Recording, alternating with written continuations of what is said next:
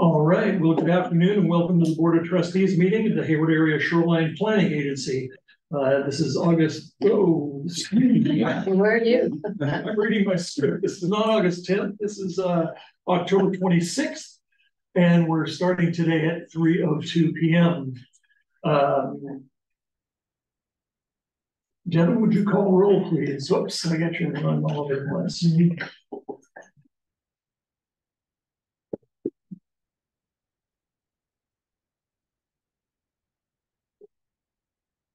Yes, Francisco Zimeno, City of Hayward. Paul Hodges, Hart. Here. Chair Dennis Waspy. Here. Park District. And would you call the roll of the prospective HASPA trustees? Yes, Rita Duncan, Laura Loma. Present. And Eric Henchy, Alameda County Mosquito. Here. And we have some staff present. We're going to use those folks. Yes, I'm Devin Reef, Principal Planner with East Bay Regional Park District, joined by my colleagues Eddie Willis, Planner, and Amanda Sanders, Senior Administrative Specialist. We're also joined by Robbie Perry, the Hayward Shoreline Park Supervisor. And I'd like to mention that Eric Pearson and Taylor Bashar from the City of Hayward are here. And McKenna Lucci also City of Hayward. City of Hayward, excellent. On the line, I saw that we have Jackie Zipkin from the Technical Advisory Committee from the East Bay Discharges Authority. I see that we have Lou Andrade, an alternate from HARD. Welcome. We have Brian Lasco with HARD. We have Jimmy Dang with Orloma Sanitary. And we're also joined by Nicole Witt, Senior Counsel at Hanson Bridget. I may have missed somebody. Have I missed anyone? Eric, I moved to the corner over here. Behind you. Erica Castillo, our host here from the Alameda County Mosquito Abatement District. And thanks again. You have to gaucho in the house. Well, welcome to all. We'll move to our business today. First item is public comments. Public comments may be submitted in one of two ways. And Devin, would you explain how people can communicate with us today? Yes, there are.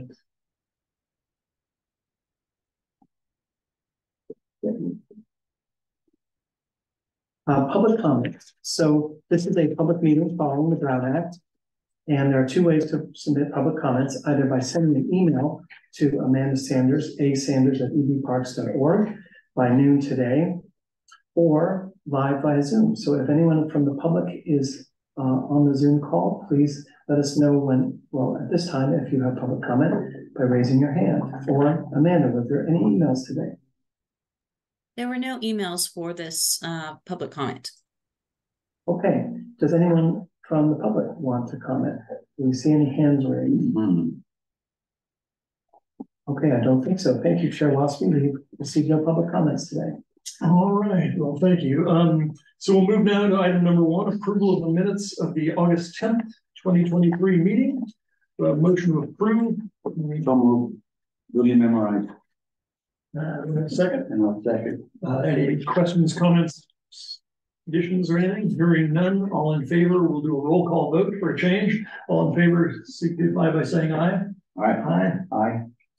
Opposed, hearing none, motion passes unanimously. We'll move to the City of Hayward project updates. There are no new projects in the Hayward Area Shoreline Planning Agency's area. All right, great, thank you, Taylor. What happened? Hard work. And now item number three, the JPA agreement. Devin? Yes, thank you, Director Waspy.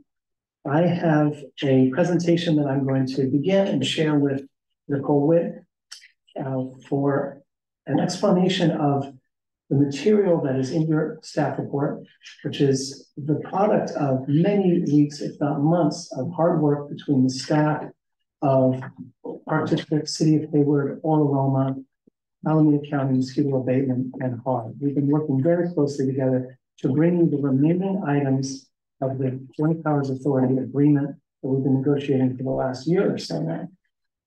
So those items are in the staff report, and basically there's sort of 7 components to it, and I'll have a slide for each of these and we'll discuss them. First, we're going to be talking about where we are with the JPA agreement as a negotiation. Then we'll talk about the proposed HASPA administrative budget. Then we'll talk about tiered dues, the idea of tiered dues. Will be followed by weighted voting and the concept of weighted voting. Then we'll try to hone in on a formula for how to pay fiscal year 2025 dues. That will be starting in July of next year. We have a few definitions that we want to share with you and get your feedback on. And finally, we'll talk about the role of the Technical Advisory Committee going forward. But before I do that, I just want to reorient everyone, especially anyone who hasn't seen this map recently. It's a little hard to see in this room, but this is a map of the ownership of the Hayward shoreline. What you're looking at is basically about 1,800 acres of land divided by about 6 or 7 different public agencies. It turns out the Park District is the largest landowner at about 600 acres. That's about maybe 40%.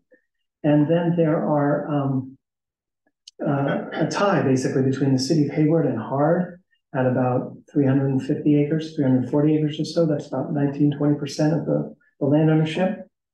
And then the state of California and Alameda County Flood Control are smaller agencies.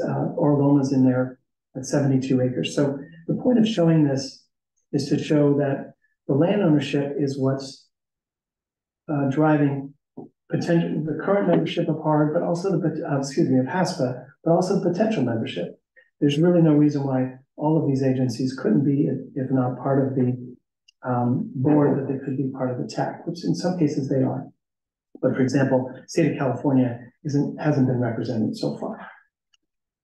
So then I just wanted to show a few pictures of just the beauty and sort of what we're trying to do here at the Hayward shoreline is, of course, protect this natural area of habitat and recreation for future generations from sea level rise and from other climate change adaptations that we know are sure to come. That was just by way of getting a background to where we are now. So as I mentioned, I'll be giving most of this presentation, then I'll turn it over to Nicole at some point. She's been our senior counsel on the JPA. So the first section of the report talks about what the proposed administrative budget of HASPA should be starting next fiscal year rather. And we had talked about this in August at our last meeting. What we had done at the TAC level was refined a budget to these 4 categories of administration and grants, transparency, that's about public noticing, finance, that's about running HASPA legally, and then community engagement, which would be getting more people to participate at these meetings and other meetings as well. And so we on the TAC have come up with this budget of potentially $130,000. And we vetted this with at least one agency that does this work professionally, administratively run the Joint Power Authority and other public agencies. And they've explained, what they could and could not do for this dollar amount. So what we wanted to do with you today was have a discussion. Is this approximately the right budget for us? Are we missing anything? Is this low? Is this too high? If it's too high, I'm afraid this is pretty much the least amount of money that we can use to pay a professional third-party administrator. So we can't really go lower than this, if that's your impulse. But we do want to have a discussion about, is this correct in terms of what it's going to take to professionalize HASPA going forward. So I'll stop there so we can have a discussion. Devin, did you want to discuss these items like this one at a time? I could continue through the presentation and we could circle back. What's the I want clarification going with these 7. Okay, I would agree. I would like to ask each section, some questions on each section. If that's okay with everyone. Okay. Do you have questions? Yes, I do. When you say transparency, what is the difference between that and community engagement? I mean, I get them, but you're saying 30,000 for public noticing and those kinds of things. Yeah.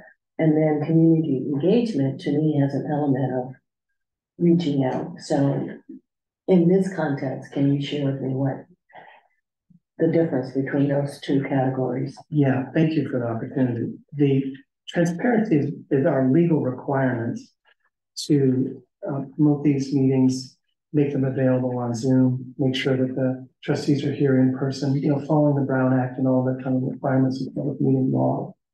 If you look at page 10 of your packet, there's a couple of bullet points, and I can name some of those that describe, I didn't put it on the slide, but that sort of describe what some of these are. So for transparency, that's noticing and holding public meetings like we're doing now, Zoom account management, preparing minutes, posting the videos, actually doing records management, and some of the public interest law, Form 700 filings. So all of that's sort of our legal requirement. Whereas community engagement is about promoting HASPA publicly. So we do have a website. I would say it's got some material on it, but it doesn't have as much material, let's say, that the city of Hayward had when they were running HASPA. We want to promote HASPA at public meetings. So Councilmember Zamenio invited us to come to the city of Hayward's street fair. We had a table in there, two of the three. It was really successful. So we'd like to be doing more of that in the future and sort of bringing HASPA into more of the public consciousness. And then there's also letters of support for grant applications that come around from time to time. So the community engagement is sort of optional, but best practice, I guess I would say. Did that answer your question? Yes, Okay. Any other questions, comments on that? Go ahead. Or you're no, I just, if anything, I would want more money in the community engagement. Because I think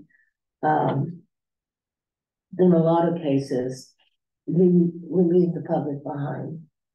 And that we understand what we're doing, and we've been on this journey a while.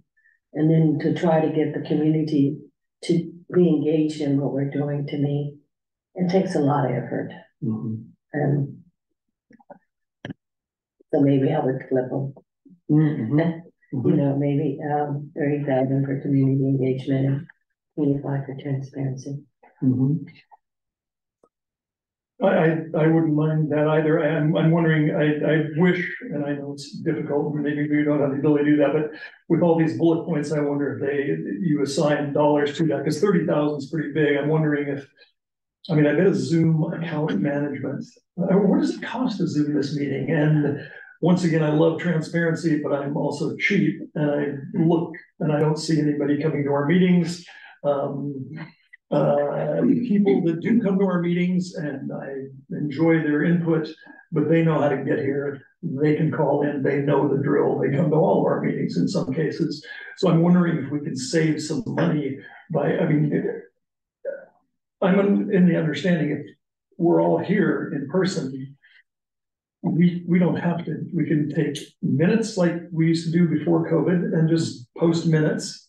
Post agendas. If people are really interested in what we're doing, they can read ahead, find out, and then come to the meeting or call in. I'm wondering if this is superfluous isn't the word I want to use, but is it more than we need at this point in the game in HASPA? And I'm just trying to think of ways of saving money. With community engagement, I'm wondering, maintaining the website, can we get an intern to do that? Just trying to be on the cheap. I'm not pushing this hard. I want to recruit more members, and if money is an issue, I think, representing House at public meetings and presentations. Are you referring to staff members from here or TAC members going? Exactly. Exactly where TAC members would know about a meeting in their particular realm of expertise or their geographic reference, and they would go on behalf of HASPA and make announcements about upcoming meetings or events that are happening. I think, And in the, pardon me, in the past, that would just be, would be absorbed by if someone from mosquito abatement spoke, the district would take care of it. If somebody from the regional park district spoke, the regional park district would take care of it. And once again, is there a great desire to separate us out that far? well, I think you're honing in on those things that sort of have been done traditionally anyway, like this Zoom meeting, for example. The park district is hosting this. We already have a Zoom account. There's a lot of things on page 10 in the task budget here that the park district and others are already doing, and basically cost HASPA nothing because that's our contribution of the park district.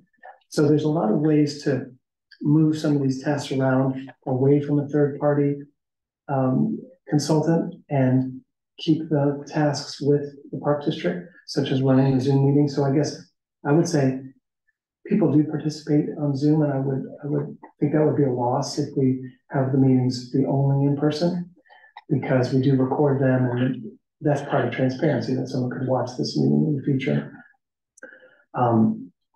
So I guess I would say that we could adjust these budget amounts, and of course, today we're not actually asking for you to vote on this. We will come back with an official budget that will take the feedback we're hearing here, like Director Duncan saying, let's put some more money into community engagement. So we'll figure out what those costs should be, and we'll change that budget. But this is a chance for you to discuss and give us your thoughts about the role of administering HASPA in the future once it's a 5-member agency. Good point. We can drill down later on when we talk about a budget. Yeah, we'll be bringing an official budget to you in the near future. All right, any other questions? I do agree that the community preference is the most important one in my mind. Actually, folks don't know what HASPA is or what we do, so very, very important. I'm glad that the street parties were excellent. I'm sure there are a couple other events in other cities where HASPA could be establish a precedence. What's the difference between prepare letters of support for grant applications and identify grants? They should be together, no? Some are under administration and grants. So I would support moving that prepared letters over to the administrations and grants. And the amount seems okay, 50. I would increase the community engagement, because in my mind that community assessment is a lot more important than transparency. In anything, maybe transparency and community engagement ought to be combined, because they really are the same thing to a degree. We're transparent when we're out in the community. We're transparent with the website. We're transparent with perhaps some educational material. So there may not be a need for a transparency bullet or separate item. Finances are fine in my book. Administration, 50 seems kind of low for administration. Yes, in my mind. So maybe 70, and then go up and give 2 and 4 combined, something like 50, something along those lines. But I think that 2 and 4 can be combined. And I'm glad that you included that last bullet, expanding the public awareness. That really ought to be our second most important objective besides saving the shoreline. right. Yeah. Thank you for that. Yeah, you're noting on page 11 of the report that there's one more bullet that talks about expanding public awareness. Yes, absolutely. Is there any further discussion on this? Yeah, kind of circle back. And I guess, the reason I was kind of trying to see the difference between transparency and community engagement is, I'm one for attending events and those kinds of things. But when I think of community engagement, I think of a little bit more effort, outreach. And if that can be that talked about or explained when you flush this again, because it's good to have a group and all of those kinds of things, but sometimes it really takes effort to get the public involved and engaged, and not just showing up, you know, with a, you know, tent and all of those kinds of things, but really actively showing up where they do their business, where they live, instead of it just going to events. So, if you could expand community engagement to include an element of really outreach. I like that idea a lot. I think what's coming to mind for me is that we need a community engagement plan for HASPA. And then we need to, you know, assign those duties to likely either the park district or other members of the TAC, and not expect a third party consultant to do that work. It's work that we should be doing. It's our obligation.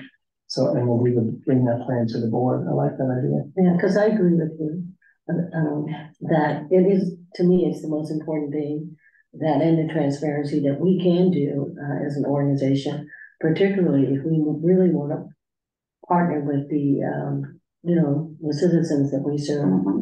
So, I'm not saying you go over the 130, but I'm just saying massage it a little bit. It may be time for us to have a HASPA event, say Rotunda at City Hall, where all we talk about is what HASPA is, what the history of it, the map, etc., and just invite people. Just that we've had, you know, the Chamber of Commerce just had a green festival a couple of days ago. Maybe the Rotunda come on in, and maybe Eric can get it free for us, so we don't have to pay that. So invite people to come and find out all about HASPA. Come on in, you have all your folks there, we'll be there, Mosquito can be there also, to talk about what we are doing and how important it is. And for them to know that it could take up to $1 billion to eventually finish the project. People need to know that. So maybe sometime pick a green month and let's have a festival, a HASPA festival of sorts. And most importantly, have a way for them to be involved. Sure. Because a lot of times people want to be involved. And in some aspects, they can't be involved in a lot of it. But be clear on how you can take part in it and how you can support us in getting the $1 billion. And that's a great way to be transparent and go to the community. March is a good green month. Okay.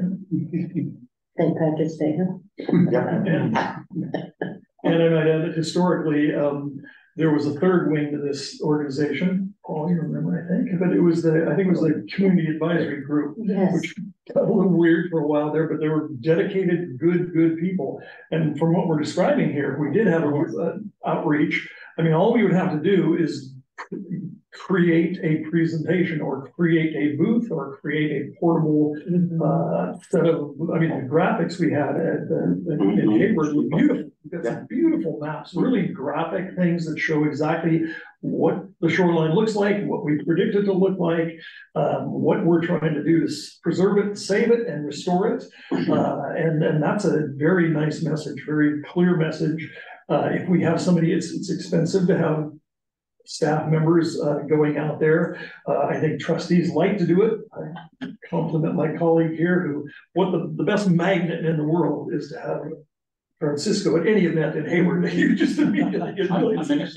You get millions of people come over, and it's all mostly goodwill and wonderful. So, but I mean, we could have a community advisory committee again, with not as much power as the last one did, and not driving this organization like I did before. But there's some dedicated people that are very concerned. There's some real smart people that call in and follow us that could go and do the roadshow, because there's plenty of places we could be. The festival, every Hayward festival, there's lots of stuff going on all the time. We could even present to Rotary clubs and things like that at some level in community. And then I agree with Trustee Zermania that if we could get in one big event somewhere, maybe once a year, but then have this traveling road show that just keeps going around, and we can get volunteers to staff it, we can educate people and get them to do that. The Park District has what we call ambassadors that go out and do that work for us. And maybe we should present to the believe it or mayor's conference, Alameda County Mayor's Conference. There's a few cities that border on well, there's a lot of cities that border on the way, so in Alameda County. So maybe that would be an interesting group to talk to. Yeah, I look forward to that. I think increasing, I agree with these points that are brought up. Increasing community engagement, I think, would be easy once we get something started, a kit to bring out, just in the table, a kit like we did in Hayward. It was tables coming from different directions and banners coming from different directions, but if we had it all in one place and a group of volunteers that were willing to go out and present this material, I think it's very. And people were interested. Oh, without a doubt. They dropped by that table. Sure. Oh, yeah. And more than the cities that align the property, people love our shoreline, that the marina part is just not, Oh, sure. The people in San Leandro or Hayward, it's the Bay Area, and so, not to say that we're gonna reach that far, but just to understand the importance and the magnitude of what we're doing. And the event at the Rotunda can have a slide program, slide presentations, quite a few of slides. The ones that you showed here are excellent. People don't know what a shoreline looks like. And they would love to see that and go, oh, I have to go out there. Yeah, excellent, okay. This has been really helpful. Member Hodges? Yeah, you guys are giving a lot of good examples and maybe one-time events. So one thing we have going for us is that building right down at the end of the road. I mean, if we could do banners and the public could find out that on Saturday and Sunday you can come and learn more. And then we might have special talks for East Bay Regional or where you guys have had some really great open houses yourself. We have some great international visitors too. Yeah, that's true. Well, that's a great idea. I mean, we could have a permanent exhibit at the Hayward Shoreline, and maybe even have a traveling exhibit that we put libraries, public places for 3 months and then move around and kind of Yeah, I like that. direct people towards our organization. So we beat that up. Great idea. Okay. We're gonna Yeah. We used to have another person at the table who was selected by the education component from the different schools. And that just kind of fell apart and